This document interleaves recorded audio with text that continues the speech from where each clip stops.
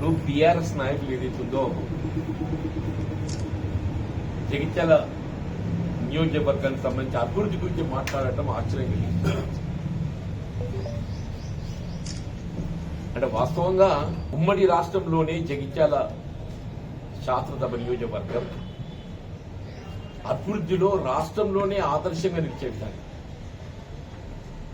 ఒక బ్రాండ్ గా నిలిచిందని చెప్పక తప్పదు. ఒక బ్రాండ్ చెప్పక తప్పదని చెప్పాలి. వీళ్ళ అభివృద్ధి అంటే రెండు రకాలు ఉంటాయి. అభివృద్ధి ఒకటి సాధారణంగా విధానపరంగా చేపట్టబడే అభివృద్ధి ఒకటి ఉంటుంది. ఇప్పుడు ఈ సాధారణంగా విధానపరంగా చేపట్టబడే అభివృద్ధి it's a uniform development. Anyway ఇప్పుడు మన దగ్గర ఇంటిగ్రేటెడ్ రెసిడెన్షియల్ స్కూల్స్ శాంక్షన్ వస్తున్నాయి. అది ప్రతి నియోజకవర్గానికి ఒకటి వస్తుంది. ఇప్పుడు జగిత్యాల్లో మెడికల్ కళాశాల ఏర్పాటు చేసి ఇది సాధారణంగా ఏర్పాటు చేయగలిగేటువంటి సాధారణంగా అని ఎట్లంటున్నానంటే రాష్ట్రంలో ఎప్పుడైతే 33 జిల్లా కేంద్రాలు ఏర్పాటు చేయడం జరిగిందో ప్రతి జిల్లా కేంద్రంలో ఒక మెడికల్ కళాశాల ఏర్పాటు చేయాలని ఒక విధానపరమైన నిర్ణయం తీసుకుంది. ఆ విధానపరమైనటువంటి నిర్ణయానికి అనుగుణంగా ఏదైతుందో ఇక్కడ మెడికల్ కళాశాల ఏర్పాటు చేసింది. ఇప్పుడు జగిత్యాల జిల్లా అనేది ఏదైతుందో వాస్తవంగా ఫస్ట్ ఫేజ్ లోనే జగిత్యాల అనేది ఏదైతుందో పూర్వ డివిజన్ కేంద్రాలు మంచిర్యాల కానీ జగిత్యాల కానీ పూర్వ డివిజన్ కేంద్రాలు రెండింటిని జాగ్రఫికల్ గా పరిగణలోకి తీసుకుని అవన్నీ జిల్లా కేంద్రాలు చేయాలని చెప్పని ప్రభుత్వం ఒక ఆలోచన రావటం. అందులో భాగంగా జగిత్యాల ఫస్ట్ ఏదో ఇప్పుడు Sircilla Peddapalli are different, but Jagtial is not like that. Jagtial Mancherial are not like Asifabad is something different. Jagtial జిల్లా కేంద్రం either of its own importance ఏదైతే ఉందో మరి జిల్లా కేంద్రంగా రూపొందించవలసిన దానికి ఆవశ్యకత ఉంది కాబట్టి జిల్లా కేంద్రంగా రూపొందించిండ్రు. ఆటోమేటికల్లీ మెడికల్ కళాశాల వి హ్యావ్ గాట్. ఇది సాధారణంగా విధానపరంగా జరిగే అభివృద్ధి అంటుంది. ఇది అదర్ సైడ్ ఇంకోటి రెండో రకమైనటువంటిది ఏం చెప్పారంటే sir of course BRS government లోనే బ్రిడ్జ్ మంజూరైంది. ఇది బోర్నపల్లి వంతెన. ఈ బోర్నపల్లి వంతెన అనేది సాధారణంగానే కాదు. ఇది దీనికి ఒక ప్రత్యేకమైన విజ్ఞప్తి ప్రత్యేక పరిగణలోకి తీసుకుందని చేసి అంటే మన బోర్నపల్లి వంతెన నిర్మాణం చేయడం జరిగింది బీఆర్ఎస్ ప్రభుత్వ హయాంలో అయినప్పటికీ కూడా దాన్ని తెర మీద తీసుకొచ్చింది నేను అని చెప్పండి. దాన్ని తెర మీద కొట్టుకొచ్చింది నేను అని చెప్పండి.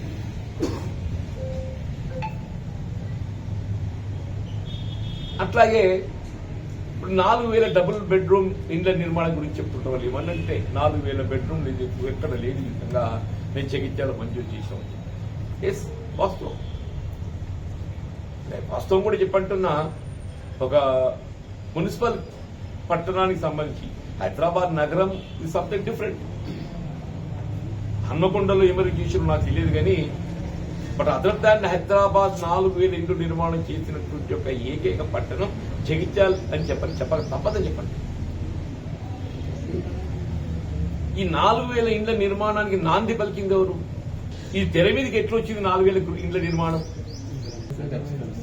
అది ఆలోచన చేయాలంటే ఆనాడు 2008-9 ఏదైతుందో ఉమ్మడి రాష్ట్రం కాంగ్రెస్ హయాంలో దీన్ని ఎప్పుడైతే శాసన సభ్యుడిగా ఉండడో గతంలో ఏ విధంగా టిఆర్ నగర్ రూపకల్పన చేసేది జగిత్యాల పట్టణంలో ఉన్నటువంటి యొక్క ఇండ్లు లేని నిరుపేద వర్గాల వారందరినీ వారికి ఒక శాశ్వత గృహ నిర్మాణం కల్పించే విధంగా టిఆర్ నగర్ రూపొంది. అట్లాగే ఏదైతుందో ఇంకా మళ్ళీ అది అయినాక ఒక 2 దశాబ్దాలు టిఆర్ నగర్ ఏర్పాటు చేసి ఒక 2 దశాబ్దాలు అయిపోయింది. మళ్ళీ కూడా ఇల్లు లేని వాళ్ళు చాలా మంది ఇక్కడ కొత్తగా పెరిగి వచ్చింది. వాళ్ళ కోసం ఏదైతుందో ఇప్పుడైతే బీఆర్ఎస్ ప్రభుత్వంలో ఎక్కడ కూడా 1 ఎకరం కూడా భూసేకరణ చేయాలి. బీఆర్ఎస్ ప్రభుత్వ హయాంలో ఎక్కడ కూడా 1 ఎకరం కూడా సేకరణ చేయలేదు. ఇక్కడ ప్రభుత్వ స్థలాలు అందుబాటులో ఉంటే అక్కడ నిర్మాణం చేస్తామని చెప్పని ఈ డబుల్ బెడ్రూమ్ ఇళ్ల నిర్మాణం అనేటువంటి ఒక ఆలోచన తెర మీద పట్టుకొచ్చింది తప్ప స్థలాల సేకరణ చేయలేదు. కానీ ఉమ్మడి రాష్ట్ర కాంగ్రెస్ ప్రభుత్వం ఏదైతుందో స్థలం ఎక్కడ ఉంటే అక్కడ ఇల్లు కట్టుడు కాదు. ఏ గ్రామములో నిరుపేద వర్గాలు ఉంటారో ఆ నిరుపేద వర్గాలకు ఇండ్ల నిర్మాణ కార్యక్రమానికి సంబంధించి ప్రభుత్వ స్థలం అందుబాటులో లేకున్నా కానీ స్థల సేకరణ చేసి ఇండ్ల నిర్మాణ కార్యక్రమం చేపట్టింది. ఇక్కడ మొత్తం తెలంగాణ రాష్ట్రంలో ఎక్కడెక్కడైతే ఇంద్రమ గృహ సముదాయం ఉన్నదో ఆ ఇంద్రమ గృహ సముదాయాలు అన్ని కూడా ఇవాళ దరూరు ఉన్నది ఉదాహరణకు. ఆ ఇంద్రమ గృహ నిర్మాణం చేపట్టింది ప్రభుత్వ సేకరణ చేసి ఇండ్ల నిర్మాణం చేపట్టింది. ప్రభుత్వ స్థలం కాదది. మోతే ఉన్నది ఉదాహరణకు, వెల్దుర్తున్నది, తిమ్మాపూర్ ఉన్నది, జాబితాపు యుగో ఎనీవే. కాన్సెప్ట్ చూడేటట్టుంది కాంగ్రెస్ పార్టీ. అట్లాగే 2009లో ఏదైతున్నదో అప్పుడు జగిత్యాల పట్టణానికి సంబంధించి నూకపల్లి రెవెన్యూ పరిధిలో కొంత ప్రభుత్వ స్థలం అందుబాటులో ఉండేది. దాని అదనంగా ఏదైతే ఇంకొక 100 ఎకరాలు సేకరించి ఇంకో 100 ఎకరాలు సేకరించి భూ సేకరణ చట్టం ద్వారా అంటే గృహ నిర్మాణం కూడా ఏదైతుందో ప్రతి లబ్ధిదారుడికి 90 గజాలు సొంత స్థలం అంటే శాశ్వతంగా ఏదైతుందో ఇవాళ దానిపై హక్కు అనంటే ఏదైతుందో వంశ పారంపర్యంగా దాన్ని అనుభవించేటువంటి అవకాశం లభించింది. నిజంగానే ఆ 4000 ఇండ్ల గృహ నిర్మాణ పథకం ఏదైతుందో ఉమ్మడి రాష్ట్రం చేపట్టబడడం జరిగిందో అది యాజ్ ఇట్ ఈజ్ నిర్మాణం చేసి 6 మాసాల లోపల అయిపోతుంది. 6 మాసాల లోపల అయిపోతుండే, సంవత్సరం కూడా కదా, 6 మాసాల లోపల అయిపోతుంది. అన్ని basement level, lintel level, roof level, layout, electrical lines, drinking water tanks అన్ని. అంటే ఏంటి, యాజ్ ఇట్ ఈజ్ నిర్మాణం చేస్తే ఇది ఎక్కడ కాంగ్రెస్ పార్టీకి జీవన్ రెడ్డి పేరు వస్తుందని చెప్పని దాన్ని సగం తొలగించిండ్రు, సగం ఇప్పటికి కూడా అట్లే చిత్రావసరం పడి ఉంది 16 వందలు. ఇప్పుడు నేను మొన్న రాష్ట్ర ప్రభుత్వ గౌరవ ముఖ్యమంత్రి గారికి నేను విజ్ఞప్తి చేశాను. మీకు అందరికీ తెలుసు, ఆ 1600 ఇండ్ల నిర్మాణాన్ని పూర్తి చేసుకోగలిగినట్టయితే ఇంకొక 1600 మనకు హౌసెస్ అవైలబుల్ వస్తాయి. ఇవాళ మీరు ఈ 4000 డబుల్ బెడ్రూమ్ ఇండ్ల నిర్మాణ పథకానికి ఎన్నైతే నిధులు వెచ్చించిందో అందులో సగం బడ్జెట్ తో ఏదైతుందో ఇవన్నీ పూర్తి. అంటే మీరు ఏ 4000 మేము డబుల్ బెడ్రూమ్ ఇండ్ల నిర్మాణం ఇక్కడ జగిత్యాల చేపట్టమని చెప్పి చెప్తున్నారో దాని నాంది పలికింది, ఆలోచన కల్పింపజేసింది ఉమ్మడి రాష్ట్రంలో కాంగ్రెస్ పార్టీ ఆనాడు ప్రాతినిధ్యం వహించింది. బోర్నపల్లి వంతెన you have no right to claim credit. Bornapalli వంతెన, రోళ్లవాగు ప్రాజెక్ట్ చెప్తారే 10 ఏళ్ళు అవుతుంది. మా రమేష్ గారు మిత్రుడు ఇక్కడ రోళ్లవాగు ప్రాజెక్టే 60 కోట్ల అంచనాతో మంజూరైతే 130 కోట్ల వీధి తప్ప ఇంతవరకు పూర్తి కాలేదే.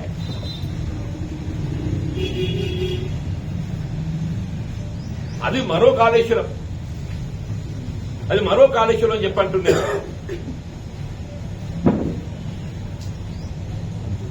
ఆర్థికతకు అనుగుణంగా సాచ్యురేషన్ మోడ్ తో ఏదో రేషన్ హాల్ తగ్గిపోతుంది. ఇవల్ల సరే మీరు you can give any suggestions, ఇంకా ప్రజా ఆలోచన కనుక ఏదైనా మాట్లాడవచ్చు. 200 units free power, free transportation to women, 500 rupees gas cylinder, ఇవన్నీ ఇన్నోవేటివ్. అంటే మీరు అమలు చేయలేని పథకాలు ఇవి. గత ప్రభుత్వం అమలు చేయాలనేటువంటి ఆలోచన చేయని కార్యక్రమాలు ఇవి ఇప్పుడు చెప్పేది. ఇప్పుడు గతంలో మీరు అమలు చేసిన కార్యక్రమాన్ని కొనసాగిస్తూ వాటి అదనంగా ఏదైతుందో ఇంకో ఈ కార్యక్రమాలు అమలు చేయాలని ప్రభుత్వం సంకల్పం. గృహ నిర్మాణ కార్యక్రమం ఇవన్నీ ఉన్నాయి. స్టెప్ బై స్టెప్ ఏదైనా కానీ ఏదైతుందో కొన్ని వాస్తవాలు మాట్లాడుకుంటున్నప్పుడు మనం కేవలం విమర్శగా పరిమితమై మాట్లాడాలి. దయచేసి అభివృద్ధిలో ఏదైతుందో Congress is brand for development. Jagtial constituency is brand for development. అంటే ఎనీ డే ఐఎమ్ ప్రిపేర్. ఇవాళ మీకు ఎప్పుడు చెప్తుంటా పాపం నిరుపేద వర్గాలు ఏదైతుందో రోడ్ల మీద సాయి బజార్ చిరు వ్యాపారులు ఉంటారు కదండి, తోపుడు బండ్లు, చిన్న చిన్నోళ్ళు, స్ట్రీట్ వెండర్స్ ఎక్కడ ఎవరు ఆలోచన చెయ్యన్నాడు ఏదైతుందో ఇక జగిత్యాలకు సంబంధించి ఆలోచన చేసి ఇలా దాదాపు 90s బట్టి గారు మున్సిపల్ చైర్మన్ ఉన్నాక ఉన్నప్పటికెళ్ళి అమలు చేస్తున్నాం జగిత్యాల. రోజుకి 20 రూపాయలన్నా నెలకు 600 రూపాయలు, సంవత్సరానికి 7,200 అంటే 7,000 రూపాయలు. 20 ఏళ్ళు అయినా చేయబట్టి అప్పుడు 1,00,000 రూపాయలతో లబ్ధి కలిగింపజేసినాం కదా. మనకున్నటువంటి ఒక ఆలోచనతో ఏదైతుందో, ఎవరు చేయలేని ఆలోచన ఏదైతుందో మేము చేసి జగిత్యాల్లో ఉన్నటువంటి నిరుపేద వర్గాలు, తోపుడు బండ్లు, స్ట్రీట్ వెండర్స్ ఏదైతుందో ఈ 2 దశాబ్దాల కాలంలో 1,00,000 రూపాయల మనకి సహాయం చేసి నాకు ఇంతకంటే జీవితం ఏం కావాలి? మీరు అభివృద్ధి గురించి మాట్లాడుతామని చెప్పంటే ఏం మాట్లాడతారు, ఏం చేస్తారు? మీ 10 ఏళ్ల కాలం ఏం చేసిండ్రు అని చెప్పంటున్నా. 10 సంవత్సరాలు కాలయాపన చేసిన తప్పేదితో ఏం చేసిండ్రు అని చెప్పంటున్నా. నేను సింగిల్ ప్రోగ్రామ్ మీ 4,000 ఇండ్ల గృహ నిర్మాణానికి నాంది పలికింది ఉమ్మడి రాష్ట్రం కాంగ్రెస్ పార్టీ జీవన్ రెడ్డి. జిల్లా కేంద్ర మెడికల్ కళాశాల విధానపరమైన జరిగింది. నేను జరగలేదు అంటాం లేదు, మరి జరగడానికి కారణం ఏంటి? విధానపరమైన నిర్ణయం అది. ఇవాళ కల్లమడుగు, కమ్మనూరు వాళ్ళు అయితే పాపము అసలు అంతేనా డిస్కషన్ చేస్తాను కూడా అనుకోలేదు. ఇట్లయితే రీఆర్గనైజేషన్ ఎప్పుడైతే బీర్పూర్ మండలం ఆ ప్రాంతం జగిత్యాలకు కలుస్తుందో ఐ థాట్ అరే నేను ఐ మస్ట్ డూ సంథింగ్. ఈ నియోజకవర్గంలో ఏదైతుందో ఈ రీఆర్గనైజేషన్ ఇది మనకు వస్తుంది, జగిత్యాలకు వస్తుంది, మరి ఆ ప్రాంత అభివృద్ధికి నేను ఏం చేయగలుగుతా అని చెప్పని ఏదైతుందో కల్లమడుగు, కమ్మనూరు వంతెన నిర్మాణం చేస్తున్నాను అని చెప్పండి. వివిరాపేటలో ఒక వంతెన కట్టామని చెప్పంటుంది. డెవలప్మెంట్ కాన్సెప్ట్ అని చెప్పండి. ఆ కాన్సెప్ట్ ఉండాలి, నాయకుడి దగ్గర కాన్సెప్ట్ ఉండాలి చెప్పండి. This more important. ఆ కాన్సెప్ట్ ముందుకు పోతున్నాం కాబట్టి నేను ప్రజా జీవితంలో నాకు అవకాశాలు వస్తున్నాయి. కొన్ని సందర్భాల్లో ఆశ్చర్య పెద్ద పొందలేకపోతుంది. బట్ ప్రజా జీవితం అనేది ఏదైతుందో ఇది ప్రజల శ్రేయస్సు కొరకు వాళ్ళు కల్పించాల్సిన సౌకర్యాల కల్పన అనేది మనం ప్రధాన బాధ్యత భావించుకోవాలి. అది కేవలం మాటల పరిమితం కాకుండా, విమర్శక పరిమితం కాకుండా కార్యరూపకంగా అది ముందుకు పోవాలని చెప్పని నేను భావిస్తున్నాను. అదేంటో ఇప్పుడు మ్యాంగో మార్కెట్ ఉంది, వాళ్ళందరూ రోడ్ల మీద చేసుకుని ఏదైతుందో విక్రయాలు చేసుకుంటుంటే వాళ్ళు కూడా ఊహించారు చెలిగల్లో ఒక 25 ఎకరాల మార్కెట్ తిప్పించి దీంత అభివృద్ధి చేయగలిగే అవకాశం ఉందని చెప్పని వాళ్ళు కూడా they never thought of it. నేను చొరవ తీసుకొని వాలంటరీ స్థలాన్ని ఏదైతుందో 25 ఎకరాలు స్పెషల్లీ మ్యాంగో మార్కెట్ దృష్టిలో పెట్టుకుని వ్యవసాయ మార్కెట్ కు అలకేట్ చేసి దాన్ని ఆదాయం చేస్తుంది. దీస్ ఆర్ ది మీకు అభివృద్ధి అంటే ఎట్లుంటుందో చెప్తుంది. నేను ఉమ్మడి రాష్ట్రంలో జగిత్యాల కాన్స్టిట్యూన్సీకి సంబంధించి ఈవెన్ అది ఒక హ్యాబిటేషన్ అయినా కానీ, నివాసిత ప్రాంతమైనా కానీ, ఇవాళ బాబాజీపల్లి ఉన్నది, ఎదుర్తి కింద బాబాజీపల్లి ఉన్నది, ఊరికేలో ఒక 2 కిలోమీటర్ దూరాలు ఉంటాయి చెప్పండి. బీటీలు నర్సింగాపూర్ కింద వంజర్పల్లె, గొల్లపల్లె అని ఉన్నాయి హ్యామ్లెట్స్ బీటీలు. फिर ये Hasanabad, अंबारीपेट, चर्लपल्ले, हनुमानपेट, कन्नपल्ली, Boran, you take any village, I'm telling. మొత్తం నియోజకవర్గంలో ఏదైతుందో అసలు ఒక ఆశ్చర్యపోయే విధంగా అసలు బీటీ రోడ్డు సౌకర్యం లేని గ్రామం అంటూ లేకుండా అన్ని గ్రామాలకు రహదారి సౌకర్యం ఏర్పాటు చేయడం నేను బాధ్యత పడుతున్నాను.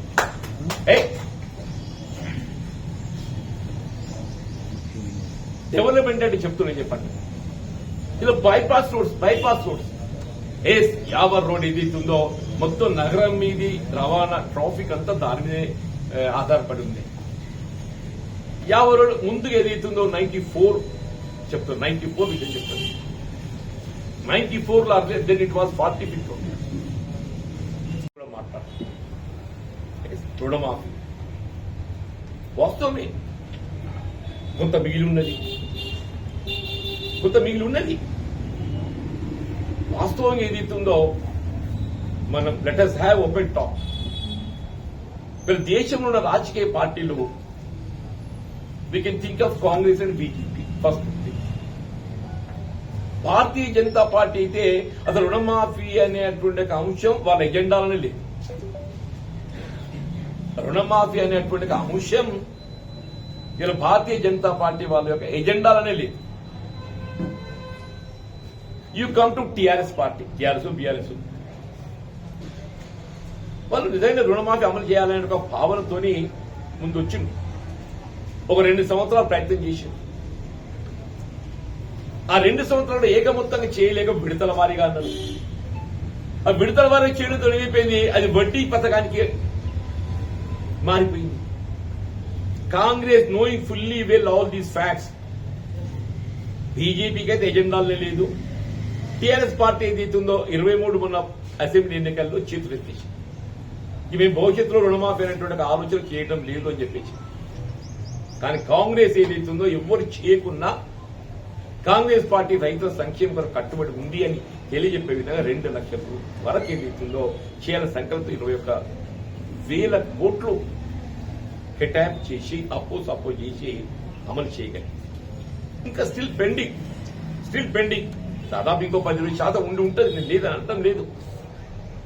ఆ రెస్ట్ పెండింగ్ రుణమాఫీ కూడా చేయడానికి ప్రభుత్వం సంకల్పంతో ఉన్నారు. నిధులు సమకూర్చుకోవడం ప్రయత్నం చేస్తున్నారు.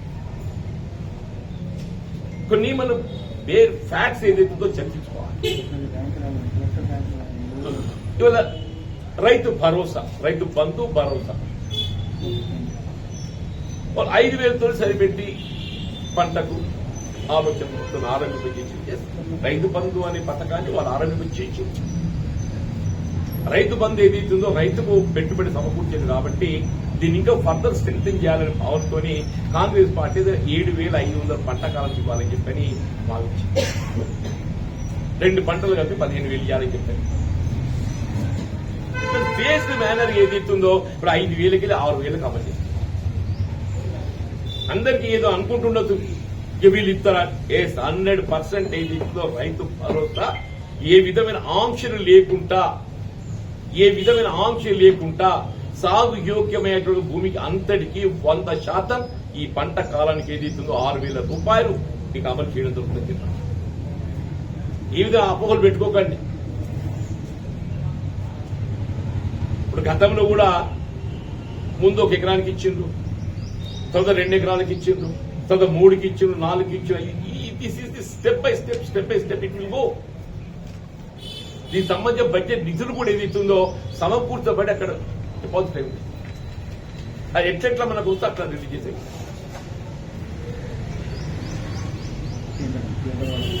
ఇవాళ ఇందిరా ఆత్మీయ భరోసా, మీరు గతంలో భూమి నుండి రాజ్యం అన్నట్టు చేసిన తప్పు ఏదైతుందో భూమి లేని నిరుపేద వర్గాల కూలీల గురించి నేను ఆలోచన చేసినారే. వీళ్ళు ఇందిరా ఆత్మీయ భరోసా గ్రామీణ ప్రాంతంలో వ్యవసాయ కూలీలు ఎవరైతే ఎన్ఆర్ఈఎస్ కార్డు కలిగి ఉండి భూమి లేకుంటుంటారో వాళ్ళు ప్రతి నెల 1,000 రూపాయలు ఇచ్చేస్తారు. రేషన్ కార్డ్స్ అయితే అసలు గతంలో మనకు ఇది ఏంది అనేది కూడా తెలియలేదా. కళ్యాణ లక్ష్మి అమలు చేసిన తప్ప ఆ కొత్తగా ఏర్పడిన జంటకి ఏదైతుందో పిల్లలు పుడతారు వాళ్ళు ఒక కార్డు ఇవ్వాలని ఆలోచన చేయలేదా. కొత్త ఒక జంట రూపుదిద్దుకుంటే వాళ్ళు పిల్లలు అయితే అవుతారు కదా. ఓ ఏడాది ఎన్నికలో ముందే పిల్లలు అవుతారు. మరి అయినప్పుడు ఆ కుటుంబానికి రేషన్ కార్డు కల్పించడానికి ఆలోచన ఉండాలి కదనే. ఇవాళ Congress party saturation mode, ration card saturation mode తోని అమలు చేయబోతుందని చెప్పారు.